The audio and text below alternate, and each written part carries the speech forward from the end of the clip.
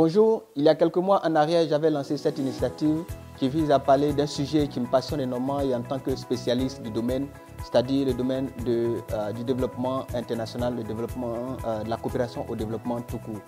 Et aujourd'hui, à travers cette deuxième vidéo, je voudrais commencer par présenter les thèmes clés. Et dès l'entame, je voudrais emprunter cette citation de cet homme politique et grand orateur roumain, Marcus Cicero, qui dit que toute discussion rationnelle de quelque sujet que ce soit devrait commencer par une définition afin d'éclaircir le sujet même de discussion.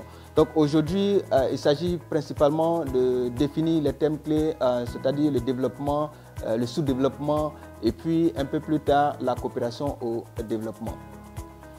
Alors, commençons par présenter l'origine même du concept de développement. La littérature spécialisée sur le sujet s'entend pour dire que le concept de développement tel que nous l'entendons et le concevons aujourd'hui, tel que promu par les institutions bilatérales et multilatérales de développement, est né d'un discours prononcé par le 33e président américain Harry Truman devant le Congrès américain en 1949, dans lequel il qualifiait une bonne partie des pays du monde de régions sous-développées par opposition aux États-Unis. Et donc, un premier concept va naître là, le sous-développement. Et également, il va considérer le sous-développement. Le sous-développement donc va être considéré comme un élément qui renferme une infinie diversité du mode de vie des populations de l'hémisphère sud par opposition aux populations de l'hémisphère nord. Ce concept charnière donc, qui est né de ce discours n'avait jamais et jusqu'à présent pas été remis en question. Et dans le même temps, sur les scènes politiques importantes, va naître une conception plus généralisée qui voudrait que l'ensemble des pays travaillent à atteindre un objectif commun, vivent de sorte à aller vers un idéal commun. Et donc ce processus-là va encourager le concept du développement à se formaliser. Également, un élément important qu'il faut considérer en parlant du développement, c'est que ce discours prononcé par Harry Truman s'inscrivait dans le cadre du plan Marshall et avait une connotation, ou du moins avait un volet qui voudrait que les États-Unis, donc, qui sont considérés comme des pays développés, et ainsi que les autres pays du Nord, transposent une partie de leur civilisation en matière de technologie, en matière de modèle économique, en matière de modèle politique vers les pays de l'hémisphère sud. Et donc, vous voyez, le développement va donc naître dans le contexte américain et dans le contexte des pays de l'hémisphère nord et va se transporter ou se transposer vers les pays de l'hémisphère sud essentiellement.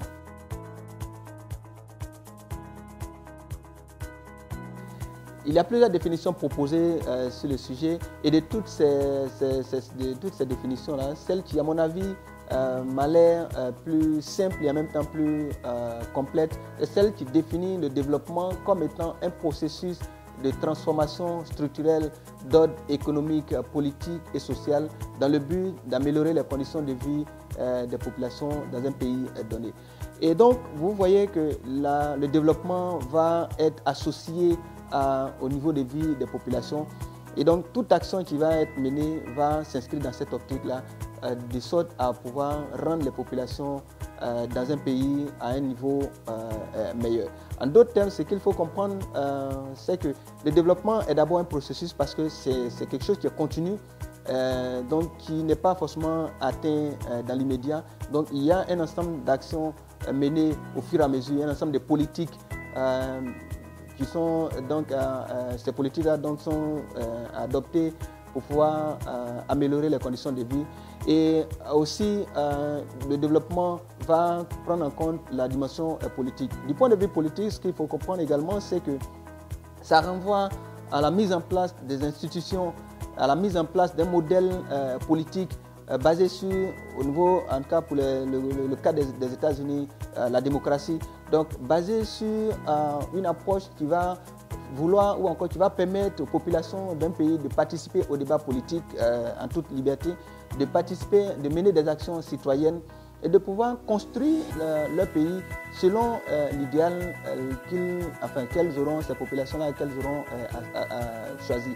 Le modèle peut être un modèle donc, présidentiel, un modèle parlementaire, Il y en a aussi même qui vont jusqu'à avoir des royaumes, comme le cas par exemple du Maroc. Donc c'est le modèle qui est spécifique au pays. Donc lorsque ces populations-là s'accordent à développer ce modèle politique et que les conditions sont mises en place pour que les populations au sein de ce pays participent à ce débat politique-là et participent à la mise en place des institutions dont l'objectif, évidemment, c'est d'améliorer leurs conditions de vie. En ce moment-là, on parle d'un modèle de développement, on parle de développement au niveau politique.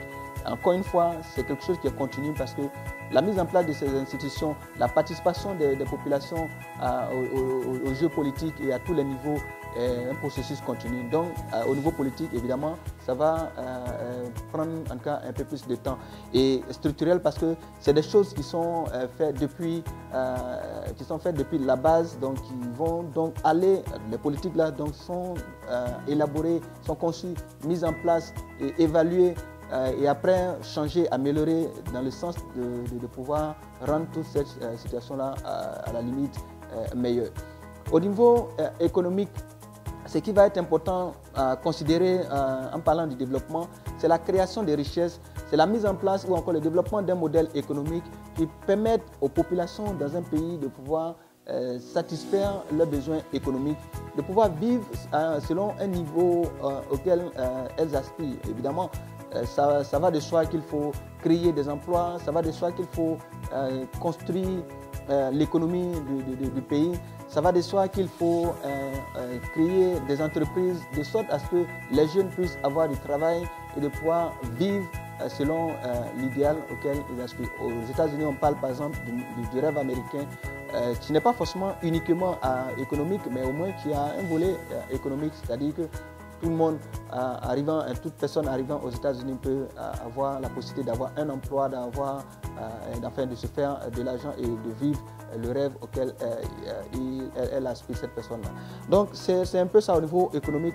La question du développement va renvoyer à tous ces éléments-là, la création des richesses, à la mise en place des modèles économiques qui satisfassent toutes les populations dans le pays. Également le partage des richesses de sorte à pouvoir satisfaire toutes les populations.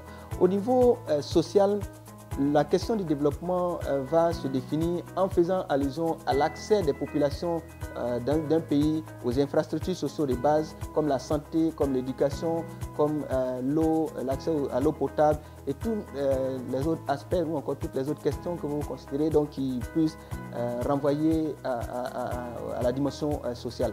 Évidemment, ça va de soi qu'il faut considérer à ce niveau-là la question de l'équité du genre, qui est un élément fondamental auquel tous les acteurs du développement font allusion aujourd'hui en parlant du développement, c'est-à-dire la question de l'égalité entre l'homme et la femme d'un côté, qui n'est pas uniquement la question du genre. Quand on parle du genre, ça va au-delà de ça, mais qui est un élément important.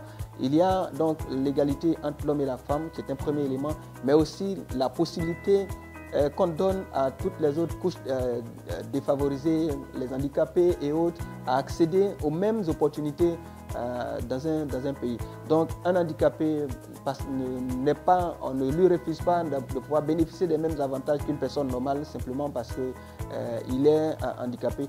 Donc la possibilité de pouvoir amener les populations à bénéficier des mêmes opportunités, donc l'équité du genre est un principe fondamental du point de vue social lorsqu'on parle du développement.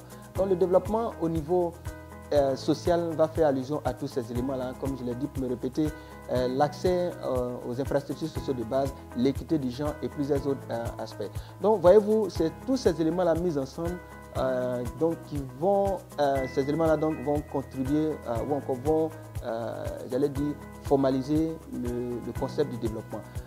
Ce qu'il faut donc retenir, c'est que, et je l'ai dit d'entrée de jeu, c'est que le développement va mettre ensemble ces trois dimensions, politique, économique et sociale, dans le but de pouvoir aider les populations à satisfaire ou encore à vivre une condition de vie meilleure. Et dans le contexte américain, comme je l'ai dit un peu plus tôt, tous ceux dans la conception de Truman, tous ces pays-là qui vivent autrement que ce modèle-là, c'est-à-dire qui vivent en dessous de ce modèle, qui n'ont pas un pouvoir d'achat élevé, qui n'ont pas un modèle politique assis, c'est-à-dire où les populations, c'est-à-dire des modèles dictatoriaux ou alors les populations ne participent pas au débat citoyen, ou encore les populations n'ont pas accès aux infrastructures sociales de base, ces pays-là ne peuvent pas être considérés comme développés. Donc Truman, de par sa conception du développement, voudrait que les pays travaillent de sorte à ce que les populations puissent atteindre ce niveau-là. Et c'est ce que les institutions bilatérales et multilatérales de développement aujourd'hui ont considéré.